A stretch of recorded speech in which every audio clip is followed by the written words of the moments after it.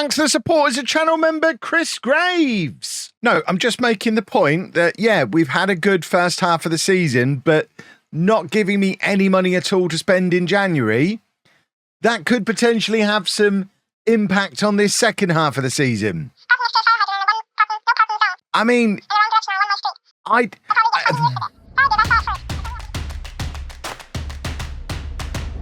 Hello and welcome to part 49 of Holiday Home. I'm Kevin. Coming up on today's episode, we have a couple of games for you in the league. We're away against Espanyol B and at home against Cordoba. Since you were last with me, we have again got through a whole bunch of games, most of which we've won. There's been a couple of iffy results in there, most notably this one against Almeria B. But importantly, we're more than halfway through the season and still top of the league. Top of the league with a game in hand as well.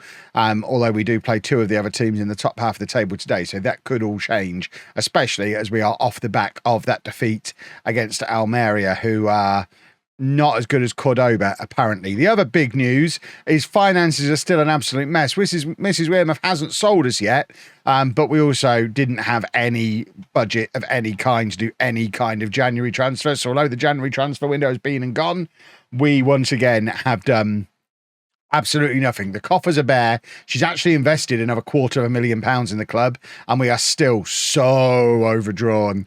If we don't go up this season, I suspect we go into administration and potentially sell, because I just don't think this is sustainable in any way. Certainly the budgets we've got at the moment will have to reduce next season if we're still in this league. They'll potentially have to reduce if we get promoted. But let's not worry about that. Let's worry about actually getting promoted. And then when we get there, we'll see what happens when we're there. So we're going with Rodrigo in goal, a back four of Zafra Chlaneza, our lovely Welsh superstar, Ivan and Peas, and then Alex Boxall and Koulibaly. They're the wrong way around. So Koulibaly is the playmaker, Boxall as box to Boxall, and then Rabiu on the left, Rosa in the middle, Ivan on the right, and Pascual up front. Let's get this team submitted. Let's go do football goals and hopefully get back to winning ways after a disappointing performance in our previous match. Espanyol are down in 10th place. So ideally, you would think this would be a team that we would be capable of coming back to winning ways against. Ivan has picked up a little bit of a knock. Sandoval was being rested for this one, but if Ivan Mutt is gonna be carrying an injury now, it probably makes sense to bring Sandoval on sooner rather than later. So I think we're probably going to take off Ivan Mutt now, because let's face it, he's not on Sandoval's level anyway, so we'll make that change. There's no point having an injured Ivan when we've got Sandoval, who is one of our better attacking players, sat there on the bench ready to come on. So fingers crossed he can come on and make a nice little bit of a difference for us. And I've now fixed the dodgy colours that were on the script. I've said it a couple of times now.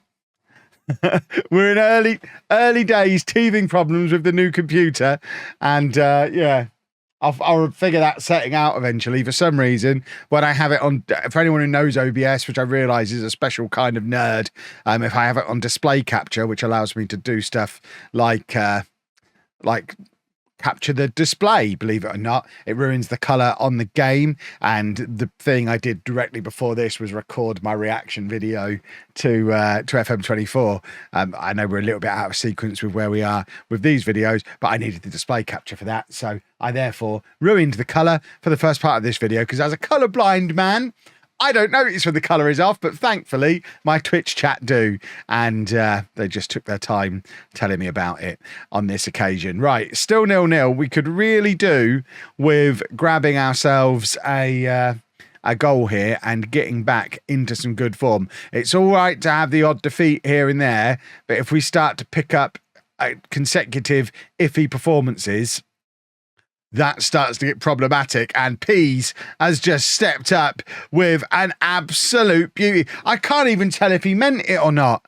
He's just hit that really, really, really hard, and it's ended up sneaking past the goalkeeper at the near post. I feel like it was just a really overhit cross. He's just absolutely walloped that. I mean, he has meant it. It's obviously a shot. Lovely goal for him. 1-0 for us, and that gives us a little bit of a gap at the top of the table again. 4 points between us and Alicante as we assuming, oh man, now Peasy's injured. I mean, he had his moment and then he gets an immediate red injury. Busquets is going to come on for him, but that's not ideal. 2 injuries. The entire right side of our pitch has picked up an injury in this match now. And now Zafra has also picked up an injury. What on earth is going on? Right, Zafra is going to come off for Joffrey. Haneza is also tired / injured, so Galdino's going to come on for him. I think this is my final stoppage, so I may as well, for my final change, bring on Ivan Luis up front for Gorka, who looked like he was, I mean, if not struggling physically, he was having a bit of a poor game today, although now Rabiot, Boxall, Koulibaly, they're all absolutely shattered. We've played a lot of football.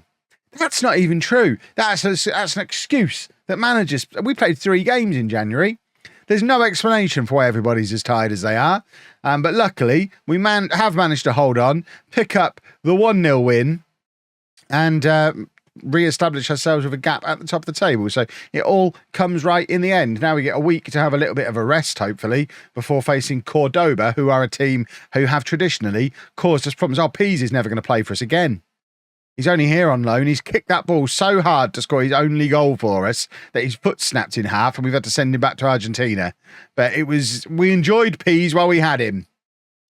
That's a terrible shame. Folks, it's Editing Kev here, just jumping in with a quick reminder because I've recorded a lot of these videos in advance because I'm about to go on holiday. But obviously, FM24 has now been announced. We've got a release date, we've got a price, and as ever, I've got a discount code for you. The link has been at the top of the description for the last couple of days. As of the time of recording, that means you can get FM24 pre-order, including the beta, from a Sega authorised reseller, cheaper than it would be on Steam or Epic, for £35 and 5p using discount code lollujo at Fanatical. Like I say, the link is at the top of the description. Obviously, hashtag ad and all that. If you use the link, it does provide a little bit of a kickback to me, help support the channel, and believe me, that little kickback from pre-order period every year is a big difference maker when it comes to being able to do this all year going around into the summer. So I really appreciate those of you who've done it in previous years, those of you who've already done it. And if you would consider using my link, like I say, it saves you a little bit of money, makes me a little bit of money, keeps the lights on during these summer months where hardly anybody's watching the videos, and allows us to do series like this one when I probably should be chasing the bigger views with experiments and whatever up. You get the idea. It's appreciated. The link is there. Now back to the video. I'll be including this clip every couple of days for the next week or two.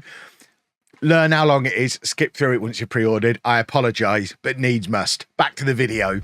So a week has passed and we are ready for Cordoba, who, like I say, previously have caused us all kinds of problems. But after resting a few players in the last game, we are back to pretty much what I would class as my full strength team.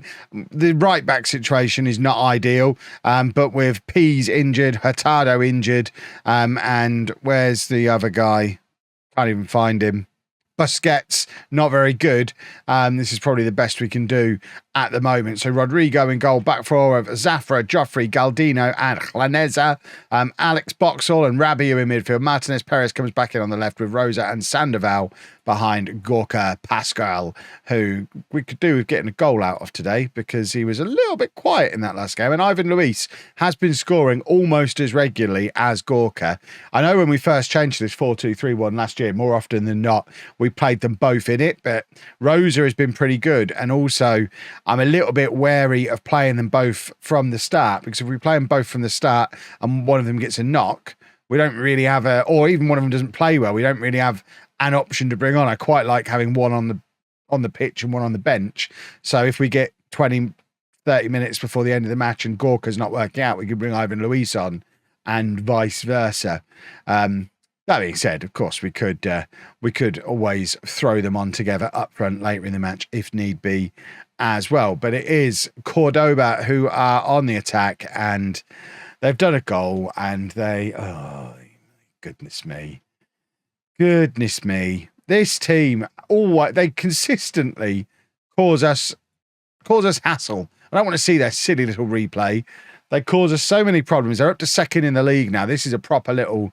I mean, I would like to think not promotion decider, but it's certainly a game we could do without dropping points in. I mean, I would definitely take the draw at this stage because it stops them closing that gap on us. But we're not even looking like achieving that at the moment. We're not really having any kind of looking going forward, and our makeshift defence with the lack of any kind of proper right back is potentially causing us a problem. And I thought Martinez Perez had got himself sent off there. In actual fact, it was such a bad tackle. He missed the man as well as the ball, so he's got away with it. So I guess there's some positives behind him not being able to tackle for toffee. But they're in again, and it's 2-0. And how many times have we played this lot and have them just ruin us? I don't understand how they're not comfortably top of the league. They're always better than we are. Yet they never get promoted. They're always just in this league with us. They're very much a bogey team for us. I mean, to be fair, so are Alicante. Now we've got Valencia and Barcelona lurking as well. We want no part of those playoffs. We need to hold on to our top spot, but losing at home to the team in second place, making it your second defeat in 3 matches, is no way to hold on to top spot in the league. We can't lose momentum now. We've done so well to get to this point. We need to regroup and drag ourselves over the finish line, but they are just slicing through our defenders at the moment.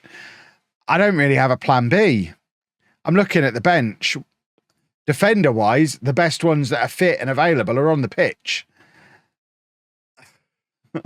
I think we're missing Koulibaly in midfield a little bit, but who do you sacrifice? Martinez Perez, maybe?